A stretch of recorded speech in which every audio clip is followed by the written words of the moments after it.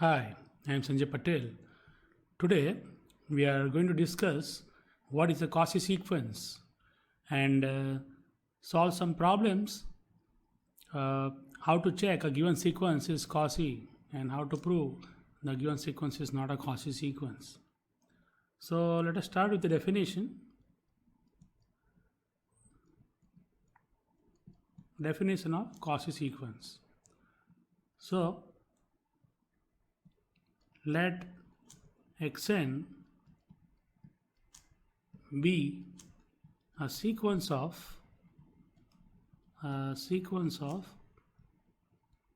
real numbers. If for every epsilon greater than 0 there exists some positive integer, say n0 belongs to capital N, that is set of natural numbers, such that for every m and n greater than or equal to n0 implies we have mod of xm minus xn or mod of xn minus xm. You can write in any order since it is absolute value. This difference is less than epsilon. So if for every epsilon this condition holds, then the sequence xn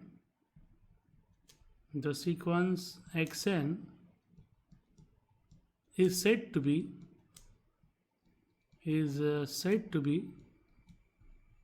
a Cauchy sequence.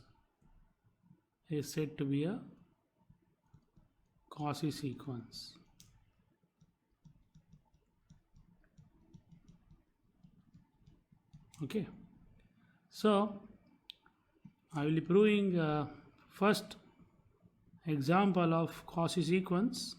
Understand the meaning of this condition. It says if you have a sequence xn which has infinitely many terms, and if you can find some n0 here, n0 this in the condition is a particular number, particular natural number.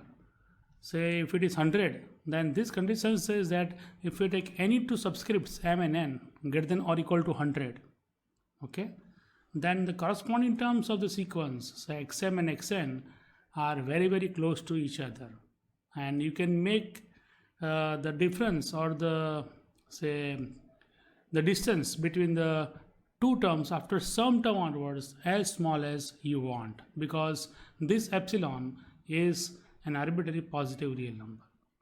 So if you can make out that for a given sequence it is possible to make the difference between the two numbers or any two terms of the sequence after some stage onwards less than as small as or less than a given positive number, then it is called a Cauchy sequence. Such a sequence is known as Cauchy sequence. So let us solve some problems. Say examples of Cauchy sequence. I will be taking the first example. Say prove that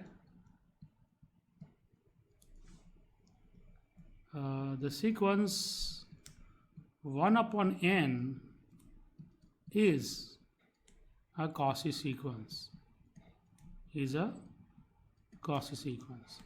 Now let us see how to prove this. So the solution,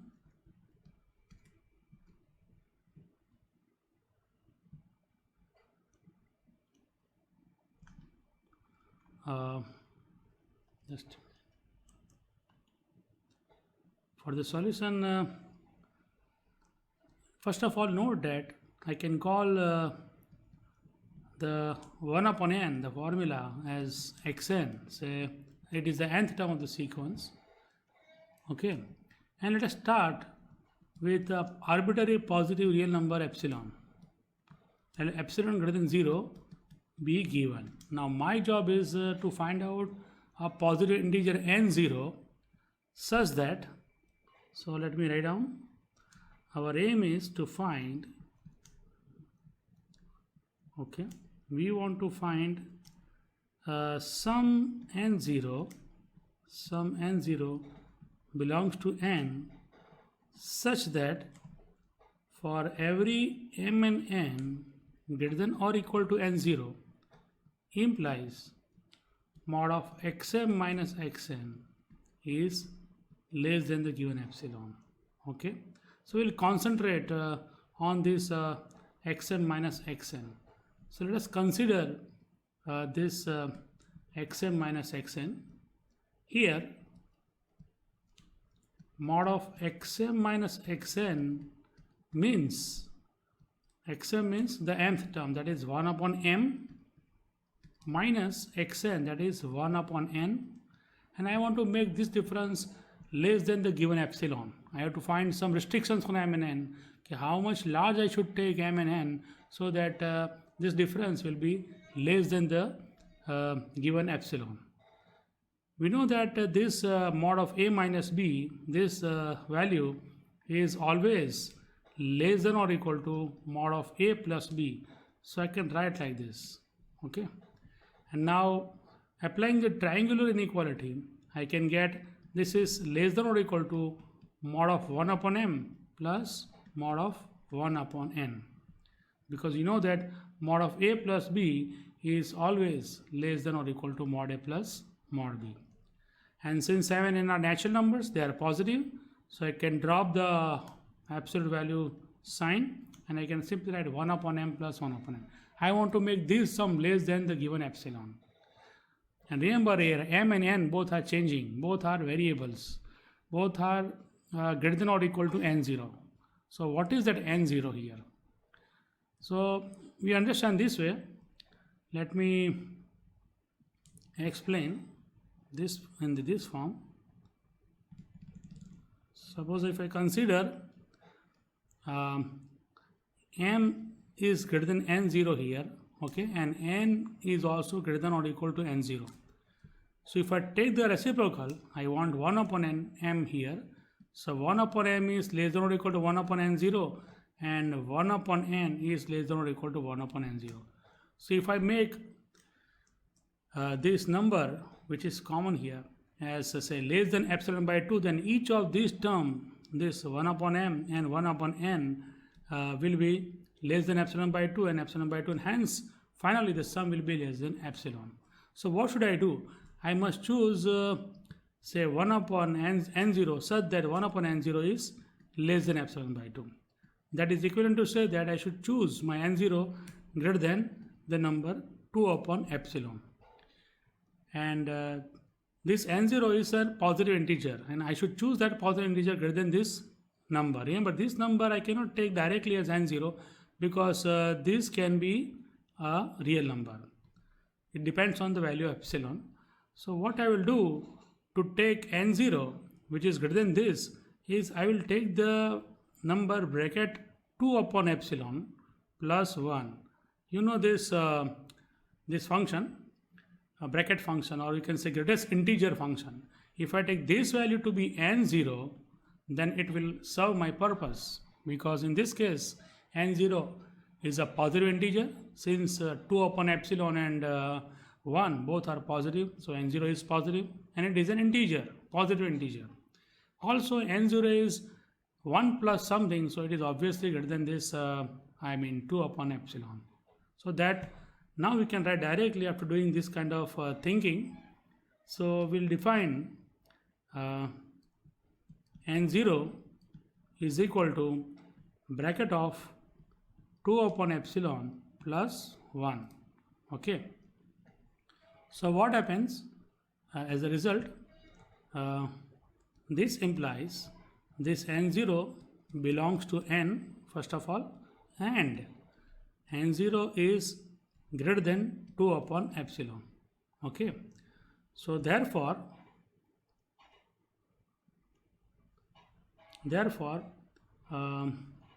what can I say is, if we choose m and n both greater than or equal to n0, then since n0 is greater than 2 upon epsilon, we have m greater than 2 upon epsilon and n is also greater than 2 upon epsilon. So that xm minus xn, which we have discussed earlier in the above steps, which is less than or equal to 1 upon m plus 1 upon n, now I can say this is less than epsilon by 2, okay, because m is greater than n0 and n0 is greater than 2 upon epsilon. So 1 upon m will be less than epsilon by 2 and 1 upon n also will be less than epsilon by 2. And finally, this is equal to epsilon. So we have proved that for every epsilon greater than 0, there exists some n0, rather that n0 is this, as I have defined above, such that for every m and n greater than or equal to n0 implies this xm minus xn is less than epsilon. So therefore, I can say that the sequence xn, which is 1 upon n, the sequence xn, which is just a minute,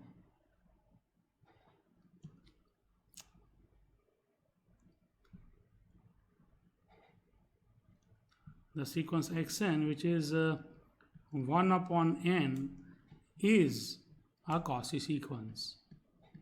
Is a Cauchy sequence. Okay. I can give you another example which you can try yourself. It is exactly similar. Prove that the sequence 1 upon n square is a Cauchy sequence. Is a Cauchy sequence. Okay.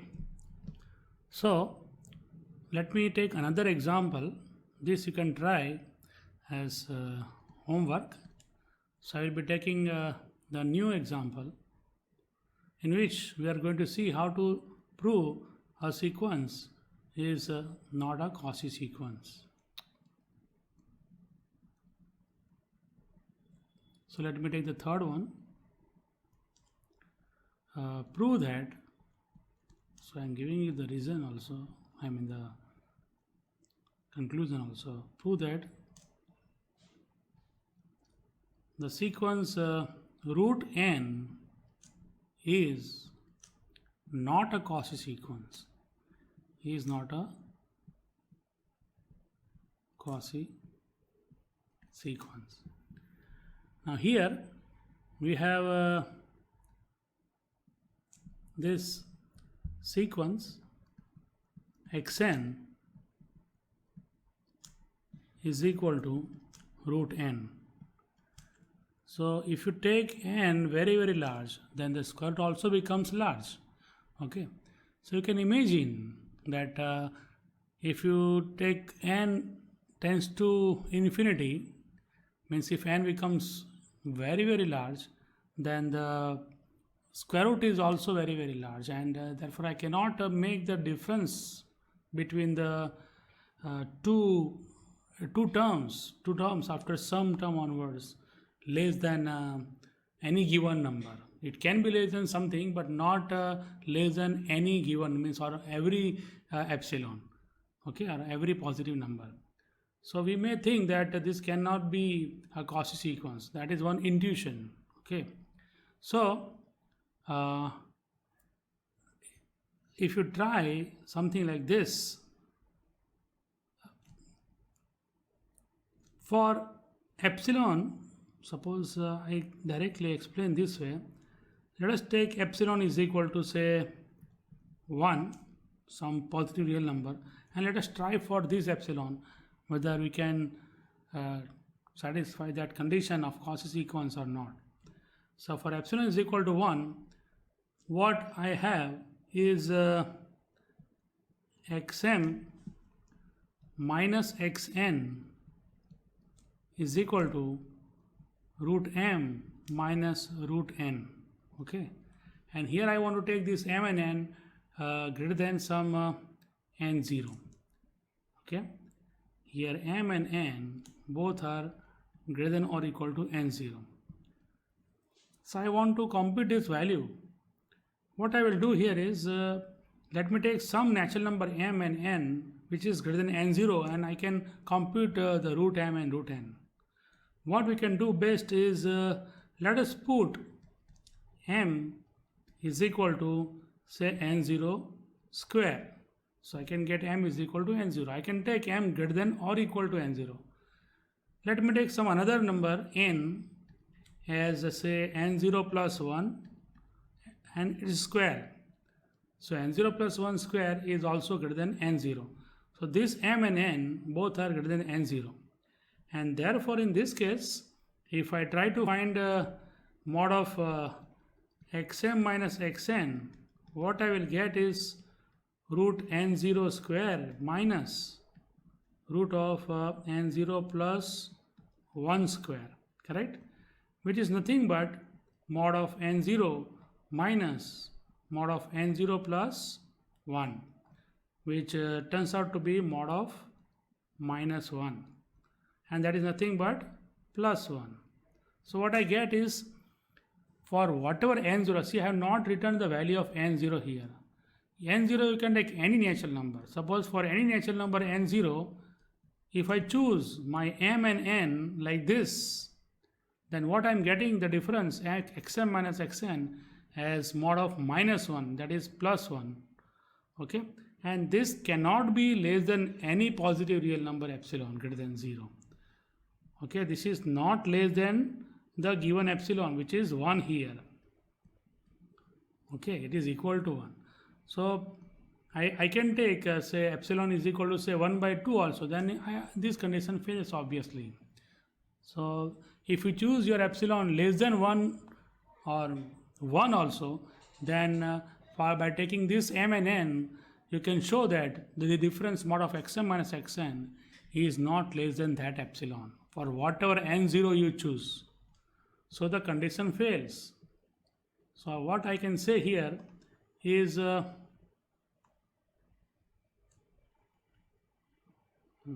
just a minute. Okay. What I can say here is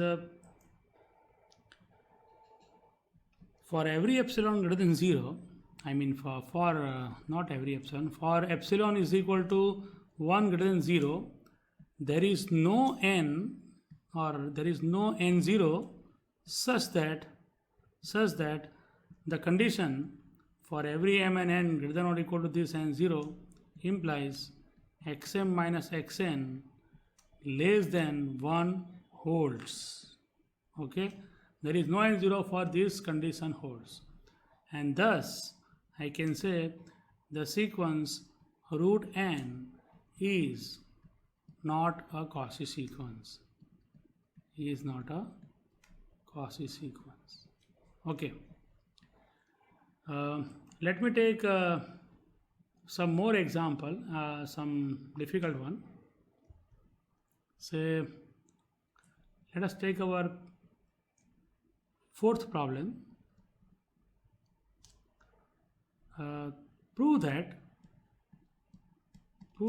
the sequence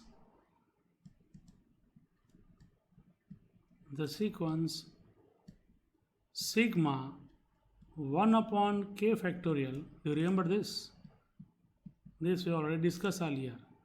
This sequence k equal to 0 to k equal to 0 to n. This sequence is a Cauchy sequence. This is a Cauchy sequence. This is an important example. So what I am going to do here is let us take xn is equal to sigma 1 upon k factorial, where k equal to 0 to n. Just recall that we have proved about this sequence that it is convergent, correct? Because we have proved it is increasing and bounded above. Rather, it is bounded above as well as below. It lies between 2 and 3. So this sequence xn is obviously convergent, we know. Now let us discuss about whether it is Cauchy or not. Okay. So what I want to do is I have to find the difference between two terms xm and xn and try to make less than epsilon for any given epsilon. So let us start with any epsilon greater than 0. So let epsilon greater than 0 be given. Okay. Our aim is to find m and n. M and n are any two natural numbers. So first of all, consider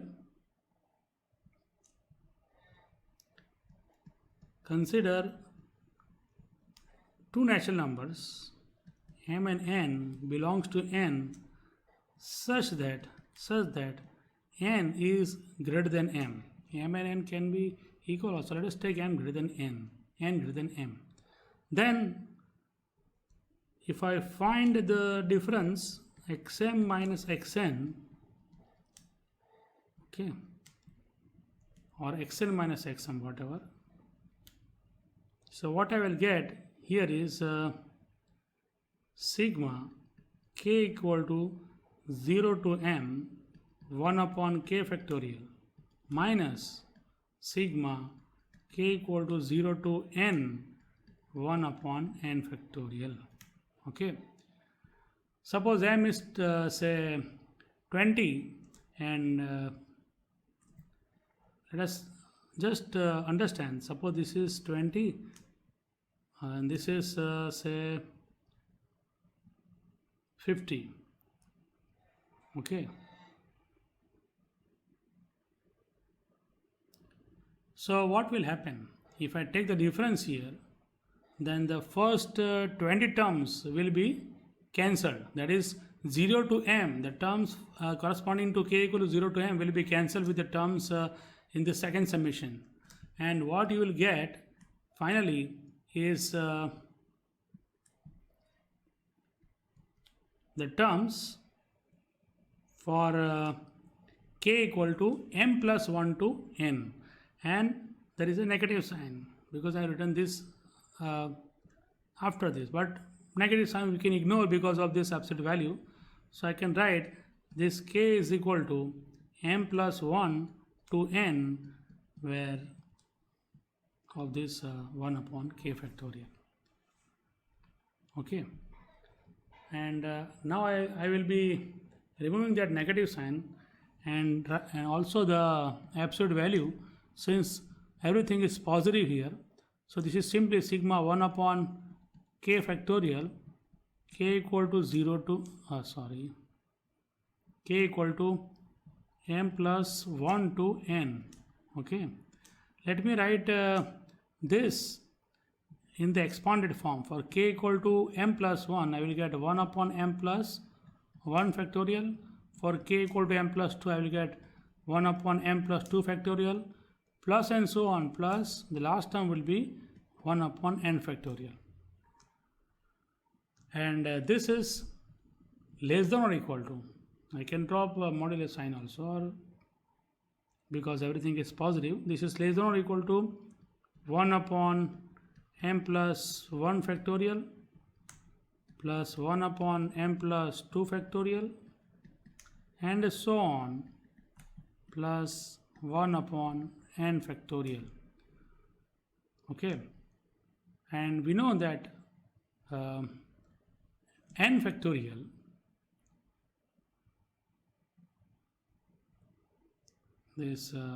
n factorial is always say greater than or equal to 2 raised to n minus 1. This inequality we have used. So 1 upon n factorial is less than or equal to 2 raised to n, is less than or equal to 1 upon 2 raised to n minus 1. 1 upon 2 raised to n minus 1. So what I can write here is this is less than or equal to 1 upon 2 raised to m. This is less than or equal to 1 upon 2 raised to m plus 1 and so on. Finally, the last term will be less than 1 upon 2 raised to n minus 1. So I can take say 1 upon 2 raised to m common from all the terms, And what I can write next is this is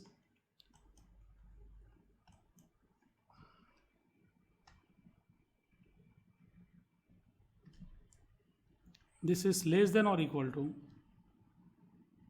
or this is equal to 1 upon 2 raised to m into bracket 1 plus 1 upon 2 plus and so on, or plus 1 upon 2 square and so on, plus 1 upon 2 raised to n minus m plus 1.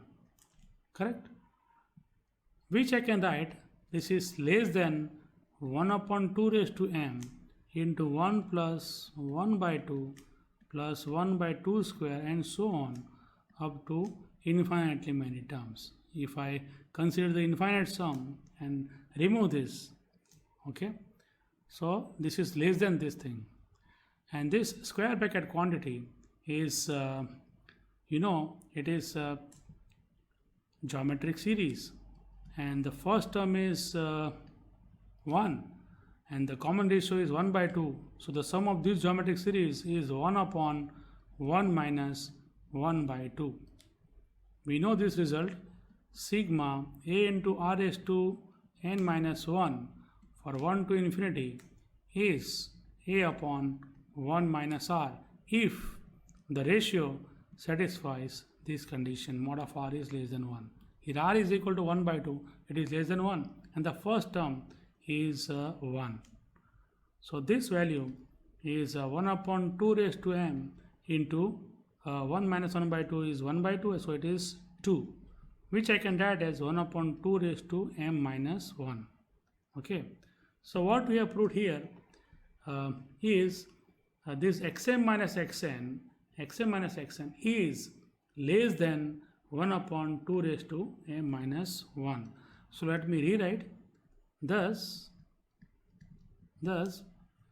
mod of xm minus xn is less than 1 upon 2 raised to m minus 1. This is true if n is greater than m. If n and m are any two natural numbers, n is greater than m. Okay, let us call this as some say result number 1. Okay, and we know that limit of this term as m is tending to infinity, as m tends to infinity, 1 upon 2 raised to m minus 1 is 0. Okay, so by this rule, limit n tends to infinity, r raised to n is 0 if again mod of r is less than 1 for the geometric sequence. So this is 0. So for any epsilon greater than 0, if I start with any epsilon greater than 0, there exists some positive integer n0 belongs to n such that for all m greater than or equal to n0 implies 1 upon 2 raised to m minus 1 minus 0 is less than epsilon. Correct? Is less than epsilon. So if I combine the result 1 and 2 now, what I can say, for any given epsilon, the same n0 will work, and I will be taking for any epsilon greater than 0, if we take the above n0,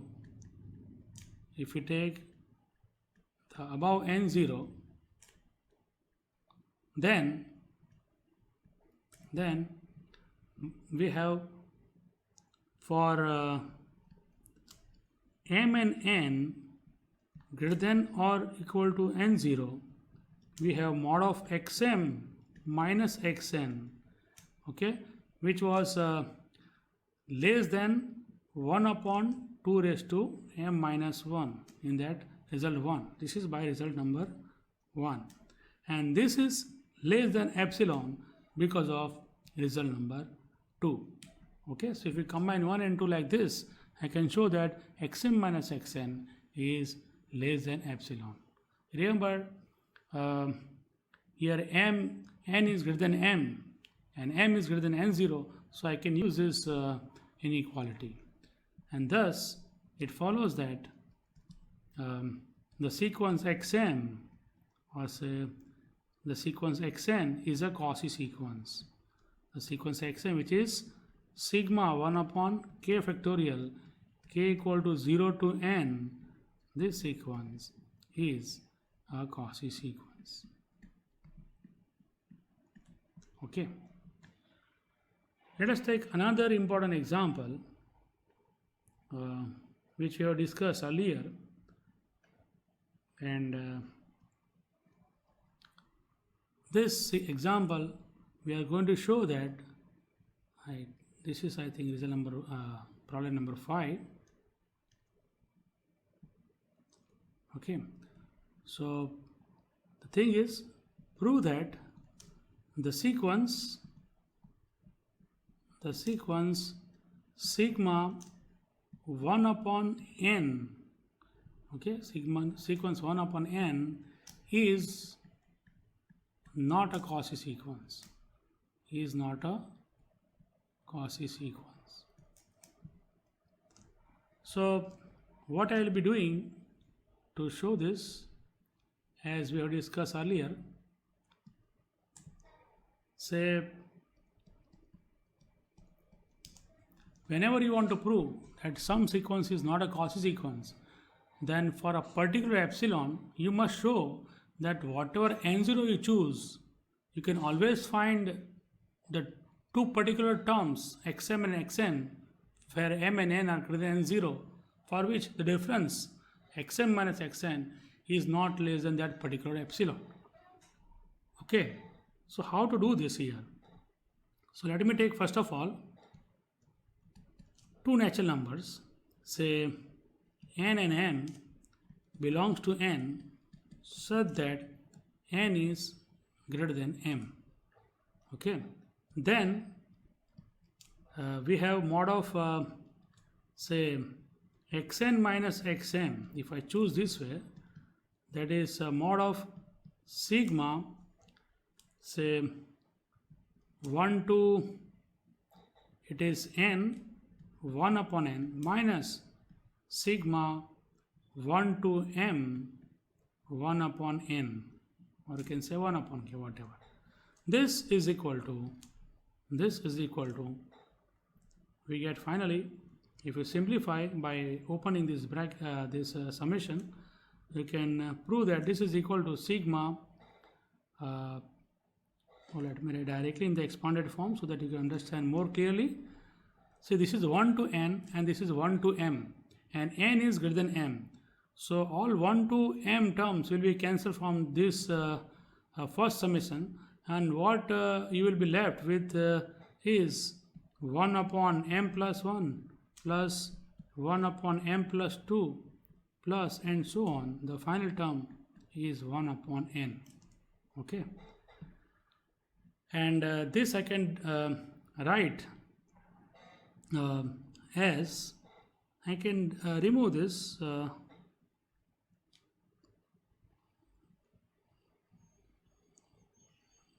and let me write this way, just a minute.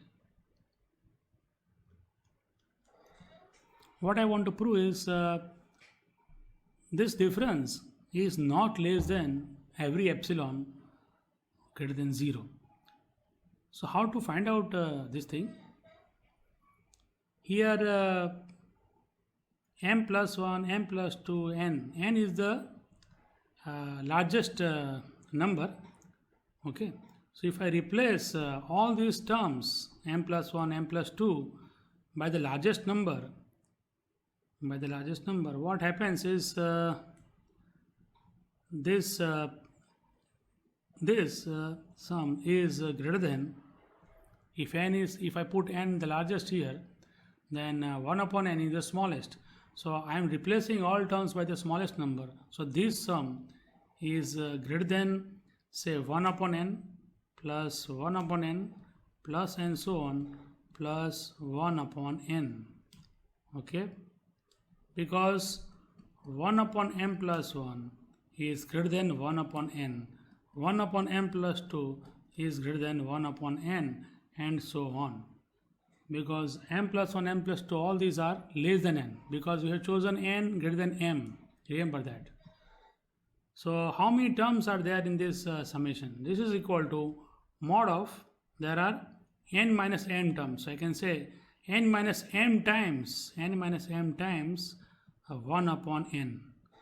X plus x plus x plus x, say 10 times is 10x, so something like that. N, this is n minus 1 times. There are this 1 upon n appears n minus m times. So what I am getting here is n minus m upon n. Okay, n minus m upon n. So now if I choose, say, n and m, which are greater than any n0, say let me take, say n is equal to, say, 2 times n0 for whatever n0 you give me, and let us take m is equal to n0. Okay, then what I will get as n minus m upon n as 2n0 minus n0 upon n0. So this is equal to n0, 2n0 minus n0 is 1n0, so it is simply 1. Correct? That means what I have proved is the difference xn minus xm, this difference which is greater than n minus m upon n is equal to 1 for n equal to 2n0, which is greater than n0, and m is equal to n0, which is also greater than or equal to n0. Okay, so this suggests that whatever n0 you choose,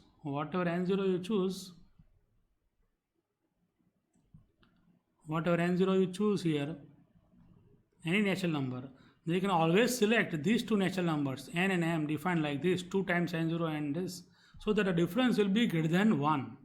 That is, in this case the difference will be greater than 1, and hence it means I cannot make the difference say less than 1 in any case.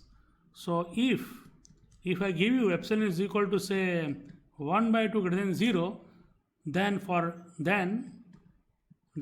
any value of n0 belongs to n, taking m is equal to, say, n0 and n equal to 2n0, okay, both are greater than or equal to n0, we get